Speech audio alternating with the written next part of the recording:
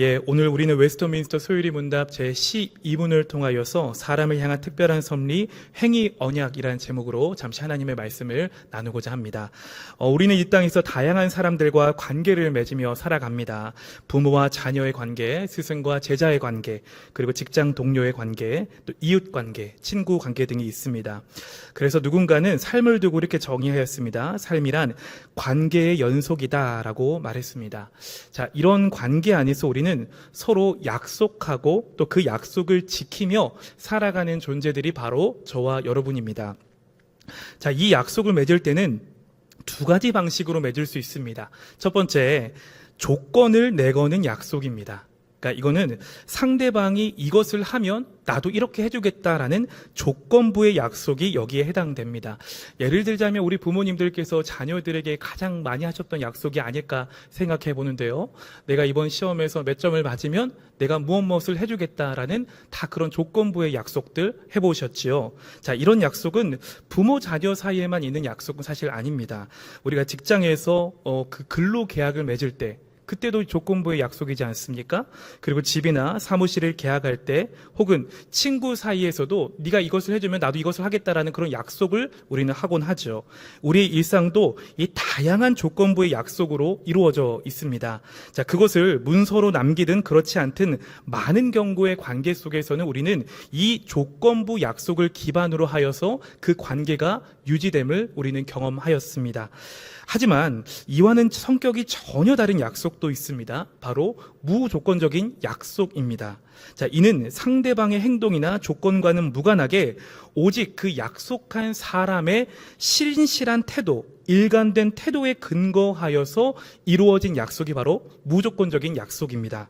예를 들자면 이런 겁니다. 부모가 자녀에게 어떤 조건을 걸지 않고 네가 다음 달에 내가 너에게 핸드폰을 사줄게 라고 어떤 조건도 내걸지 않고 그냥 하는 약속, 무조건적인 약속이죠. 왜냐? 부모는 자녀를 무조건적으로 사랑하기 때문에 그렇습니다. 자, 이때 약속의 성취는 자녀가 예쁜 짓을 많이 하냐, 무엇을 어떻게 하냐, 거기에 달려있지 않습니다. 오직 부모가 자신의 말을 얼마나 성실히 지키느냐에 달려있습니다. 결국 약속한 사람이 책임감이 있고 신실하다라면 그 약속은 반드시 이루어지기 마련입니다. 자, 이처럼 약속에는 이 조건적인 약속도 있고 무조건적인 약속도 있음을 우리가 살펴보았습니다. 그런데 이 성경에서 말하는 약속, 성경에서는 이 약속을 다른 말로 언약이라고 표현을 하죠. 자, 이 언약은 이 둘과는 또 다른 차원의 개념입니다. 단순히 어떤 약속을 하거나 계약을 맺거나 하는 이 차원을 넘어서 하나님과 맺는 깊고도 무게가 있는 관계의 약속을 의미하는 것이 바로 성경이 말하는 언약이다라고 말할 수 있습니다. 특히 성경의 배경이 되는 고대 근동 사회에서는 이러한 언약, 이 언약의 개념이 매우 중요하게 여겨졌습니다. 언약을 맺을 때에 단순히 말이나 어떤 문서로만 기록해두는 정도가 아니라 상징적인 의식을 통하여서 생명을 내거는 약속을 언약을 맺는 당사자 간에 하게 된 것을 우리가 보게 됩니다. 어떤 약속이냐면 짐승을 잡습니다. 그 짐승을 각을 떠서 둘로 쪼갭니다. 그리고 언약 당사자들이 둘이 그 사이를 함께 지나가며 말하는 것이죠. 이 언약을 어길 시에는 내가 이 쪼개어진 짐승과 같이 죽음을 맛볼 것이다 라고 약속을 하게 된다는 것입니다. 그러니까 이것은 단순한 약속 정도가 아니라 목숨을 걸고 맺는 생명의 언약임을 고대 근동 사회, 성경의 배경이 되는 고대 근동 사회에서는 이런 의미로 언약을 맺었다라는 것입니다. 그래서 우리가 창세기 15장을 보면은 하나님께서 아브라함과 언약을 맺으시는 장면이 나옵니다. 자, 그런데 놀랍게도 이 장면을 보니까 아브라함은 깊이 잠이 들어 있어요. 자, 그리고 하나님께서만 이 홀로 쪼갠 짐승 사이를 지나가는 장면이 창세기 15장에 등장하고 있습니다. 여러분, 이것이 무엇을 의미하는 것일까요? 자, 이것은 이런 의미입니다. 하나님께서 아브라함에게 이 언약은 내가 책임을 지겠다라는 말씀입니다. 네가 만약 실패하더라도 이 언약은 내가 반드시 이루어낼 것이다 라는 하나님의 의지가 담긴 약속이 바로 창세기 15장에 담겨있는 아브라함과 맺으신 하나님의 언약이다 라는 겁니다. 사랑하는 여러분, 이것이 바로 성경이 말하는 언약의 본질입니다. 성경이 말하는 언약은 단순한 조건부의 언약이 아니라 하나님의 은혜로 시작해서 그분의 신실함으로 완성되는 약속임을 성경은 우리에게 말하고 있습니다. 자, 오늘 우리가 함께 읽은 창세기 2장 15절에서 17절 안에 바로 이 언약의 시작점을 우리에게 소개하고 있습니다. 우리 16절, 17절의 말씀 화면을 보면 제가 한번 읽어드리겠습니다. 여호와 하나님이 그 사람에게 명하여 이르시되 동산 각종 나무의 열매는 내가 임의로 먹되 선악을 알게 하는 나무의 열매는 먹지 말라. 내가 먹는 날에는 반드시 죽으리라 하시니라 라고 나옵니다. 그러니까 성경에서 하나님이 인간과 최초로 맺으신 언약의 장면이 지금 우리가 방금 읽은 창세기 2장 16절에서 17절에 등장하고 있는 것입니다. 하나님께서는 첫사람 아담을 만드셨습니다. 그리고 그 아담을 에덴 동산에 두시고 아담에게 그곳을 맡기셨습니다. 그리고 말씀하셨죠. 동산에 있는 모든 나무의 열매는 내가 먹을 수 있다. 마음껏 먹어도 된다. 그런데 딱 하나만 지켜야 된다. 무엇을 먹지 말아라? 선악을 알게 하는 나무의 열매는 먹지 말아라. 네가 이것을 먹는 날에는 반드시 죽게 될 것이다 라고 하나님이 약속하셨습니다. 조건은 분명했습니다. 하나님의 이 말씀에 순종하면 영원한 생명이었습니다. 그리고 불순종하면 영원한 죽음이었습니다. 그러니까 이 말씀은 단순한 금지 명령이 아니라 하나님과 인간 사이에 맺어진 첫 번째 언약, 첫 번째 약속이라는 점을 먼저 우리는 기억해야 한다는 것이죠. 자, 그래서 이 언약을 두고 뭐라고 말하냐면 생명의 언약이다라고 부릅니다. 또는 에덴 동산에서 맺어졌기 때문에 에덴 언약이다라고 말하기도 하고요. 또 내가 선악과를 먹는 날에 반드시 죽는다라는 말씀과 같이 인간의 행위에 의해서 근거하기 때문에 오늘 설교 제목처럼 행위 언약이다라고도 불리기도 합니다. 그러니까 세 가지, 생명의 언약, 에덴 언약, 행위 언약 다 똑같은 의미입니다. 그런데 보편적으로 어떤 언약이라고 많이 불리냐면 행위 언약이다라고 많이 불립니다.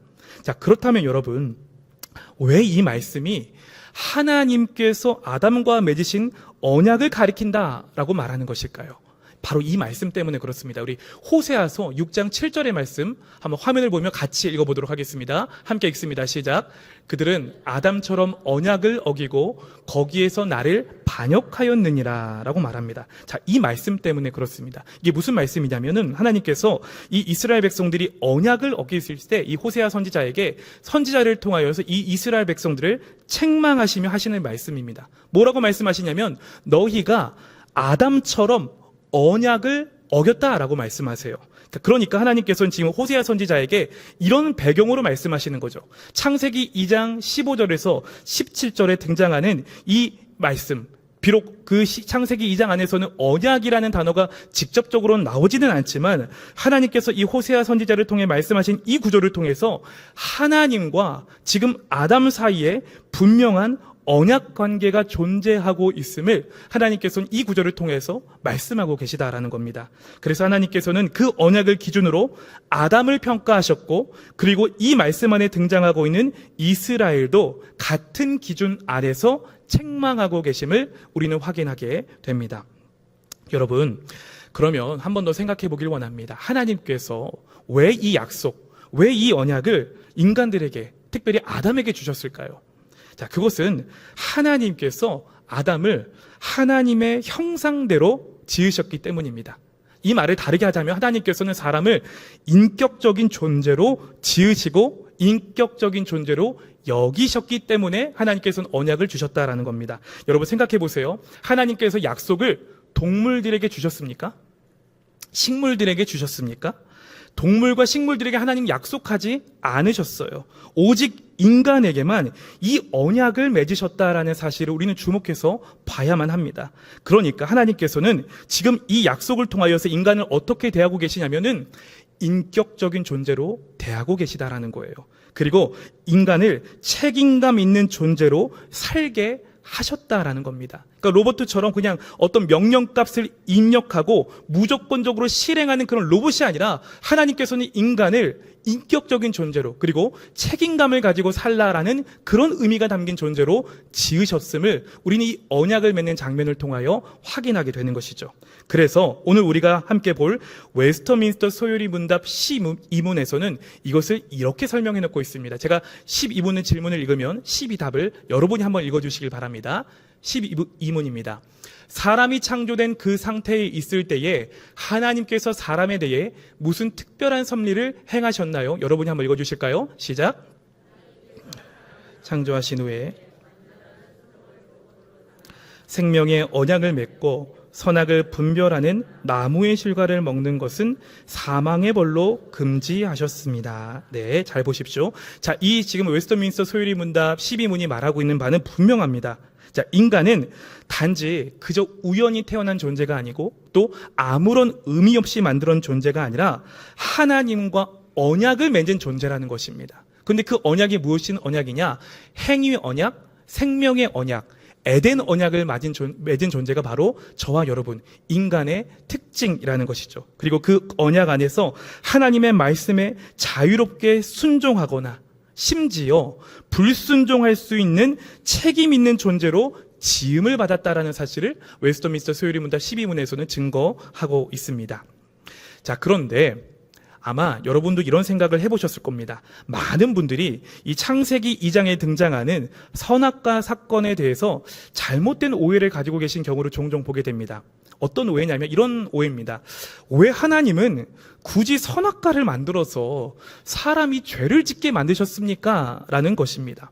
아마 이 자리에 앉아 계신 여러분도 다들 한 번쯤 그런 생각, 그런 고민 해보시지 않으셨습니까?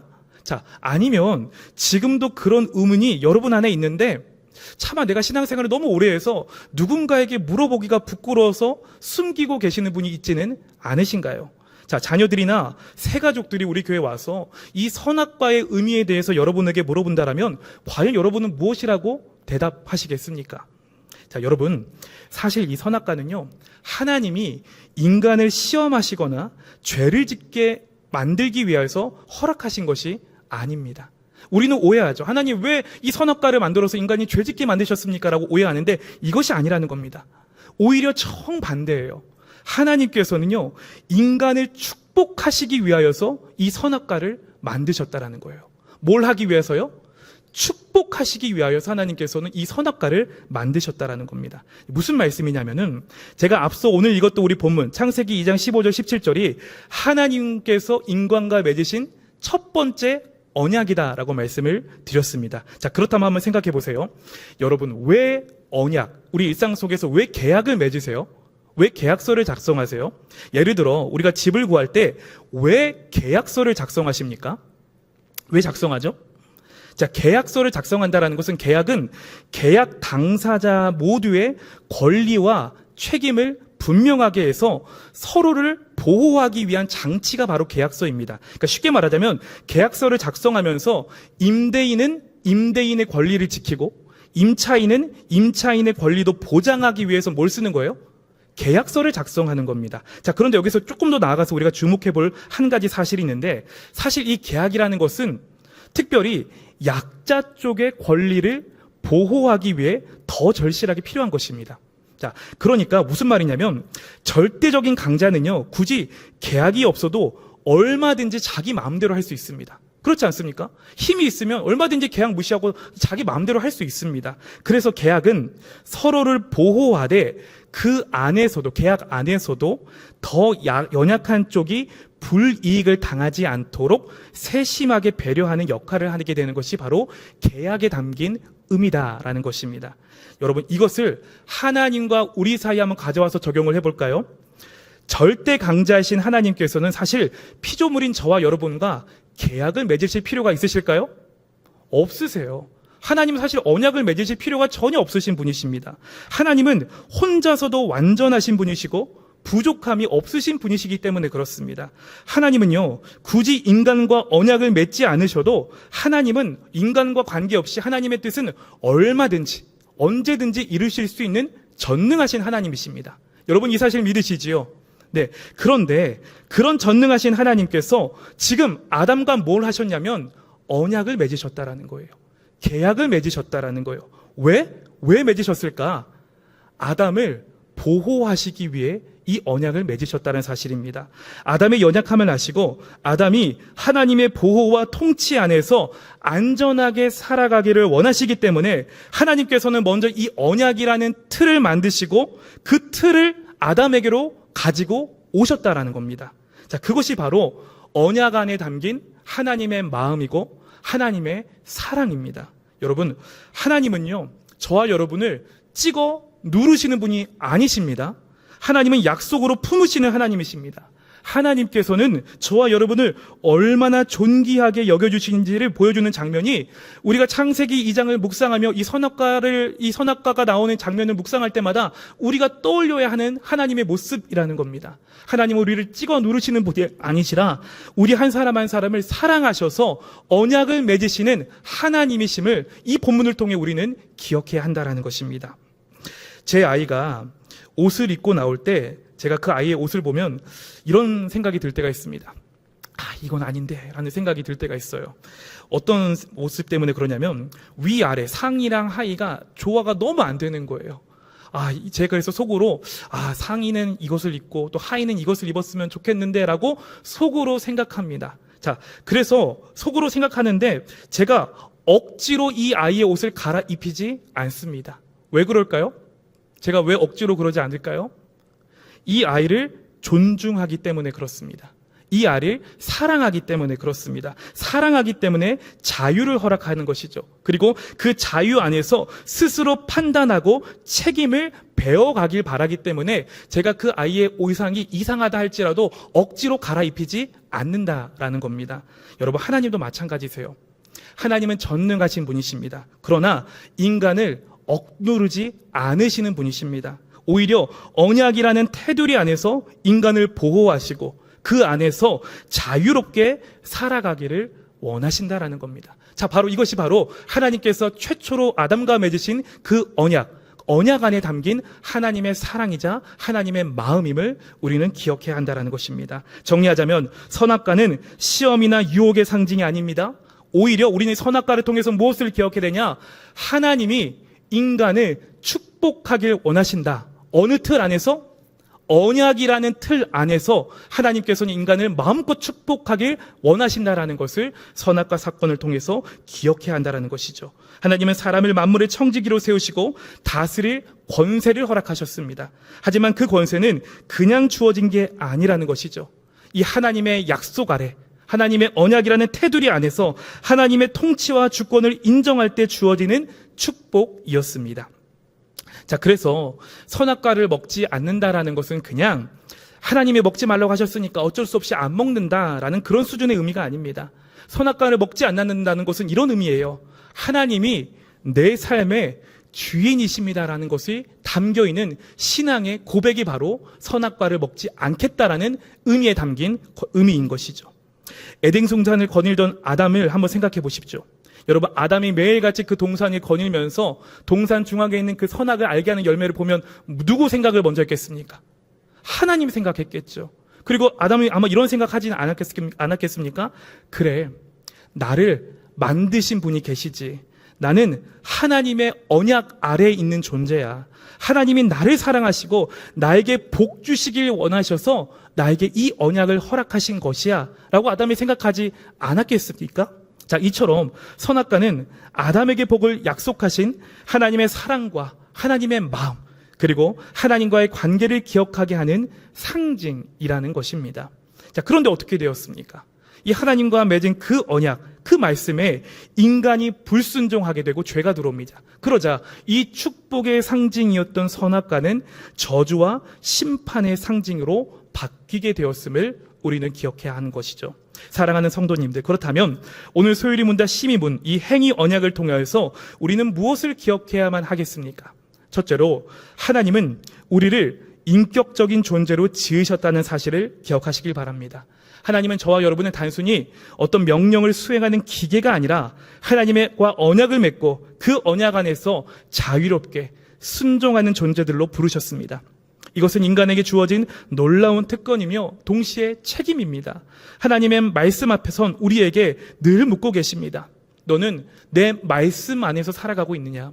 내 언약 안에서 살아가고 있느냐?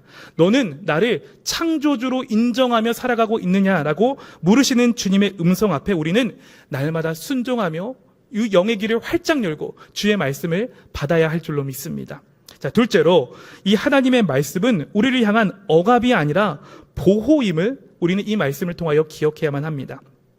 하나님의 말씀은 우리를 억눌리기 위한 게 아니라 우리를 지키고 보호하기 위한 것이라는 사실을 우리는 기억해야 해요. 하나님이 선악과를 두신 것도 인간을 시험하거나 곤란하게 하시려는 목적에 있지 않았습니다.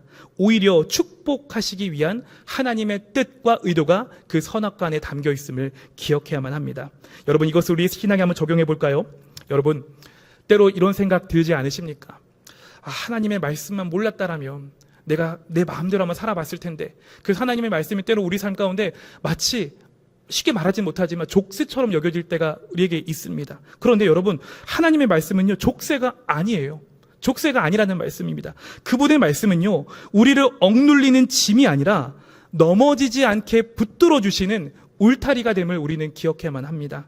그 울타리 안에 거할 때에 우리는 혼란 가운데서도 길을 잃지 않을 수 있습니다. 유혹 속에서도 보호받으며 살아갈 수 있음을 우리는 이 행위 언약을 통하여서 기억해야만 합니다. 마지막 세 번째로, 사실 저와 여러분은 이 언약 앞에서, 행위 언약 앞에서 실패한 존재들임을 성경은 말하고 있습니다. 아담이 불순종했던 것처럼 우리도 날마다 하나님의 말씀을 떠나 살아가는 존재들입니다. 그런데 놀라운 사실은 하나님께서 그런 우리들을 내버려 두시거나 포기하지 않으셨다라는 사실입니다. 오히려 하나님께서는 둘째 아담 되시는 예수 그리스도를 이 땅 가운데 보내주셨습니다. 그리고 깨어져 버린 그 행위 언약, 바로 그 행위 언약을 예수님께서 대신 이루시도록 허락하셨습니다. 예수님께서 십자가에서 우리 다 이루셨다라고 말씀하셨을 때에 그 말씀 안에는 우리가 깨트려버렸던 그 행위 언약을 예수님께서 완전한 순종으로 대신 완성하셨다라는 뜻이 그 안에 담겨 있습니다. 사랑하는 여러분, 그렇기 때문에 이제 우리는 이 언약의 의미를 아는 사람답게 두려움이 아니라 은혜로 살아가야 할 줄로 믿습니다. 우리가 순종하는 이유는 우리가 구원받기 위해서 순종하는 것이 아닙니다. 이미 구원받았기 때문에 그 은혜에 감사하며 감격하며 말씀에 날마다 순종하는 삶을 살아가야 한다는 것입니다. 그리고 그 말씀을 지킨다라는 것은 단순한 의무감에서 지키는 것이 아닙니다. 하나님을 사랑한다라는 가장 구체적인 표현이 바로 말씀에 대한 순종이기 때문입니다. 여러분, 오늘도 우리 삶 속에는 수많은 선악과들이 우리 앞에 놓여 있습니다. 직장에서나 가정 안에서나 관계 속에서 내 뜻대로 말하고 싶고 내 뜻대로 행동하고 싶은 순간들이 너무나 많이 있습니다. 이건 그냥 현실적으로 생각해야지, 이 믿음만 가지고는 이 세상을 살아갈 수 없다라고 사단은 우리를 속입니다. 남들도 다 그렇게 산다라고 합리화시키죠. 하나님의 뜻이 뭔 줄은 알겠는데 이 시대에는 그렇게 자녀들 키워서는 안 되지라고, 내 자녀들은 이렇게 키워야지라고 자꾸 합리화시키는 그 유혹 앞에 서게 된다라는 것이죠. 여러분, 그런 유혹 앞에 설 때마다 기억하시길 바랍니다. 하나님의 말씀은 우리를 가두는 명령이 아니라 우리를 살리는 유일한 길임을 기억하시길 바랍니다. 아담은 그 자리에서 실패했지만 예수 그리스도께서는 실패하지 않으셨습니다. 그렇기 때문에 우리는 넘어져도 다시 일어설 수 있습니다. 왜냐하면 그리스도 예수와 연합한 자들에게는 예수 그리스도의 순종이 저와 여러분의 순종이 되고 그분의 생명이 오늘 살아가는 우리의 생명이 되기 때문에 그렇습니다. 그러니 사랑하는 성도님들, 오늘도 다시금 말씀 앞에 굳게 서시길 바랍니다. 비록 매일같이 넘어질지라도 다시 일어나 말씀을 선택하시는 여러분 되시길 바랍니다. 감정이 앞설 때, 자존심이 상할 때, 유혹이 손에 잡힐 듯 다가올 때에 그 순간이 바로 내 삶의 주인은 하나님이시다라고 고백할 수 있는 기회입니다. 날마다 말씀에 순종하며 하나님과의 언약 안에 거하시는 여러분의 삶이 되시기를 예수 그리스도의 이름으로 간절히 축복합니다.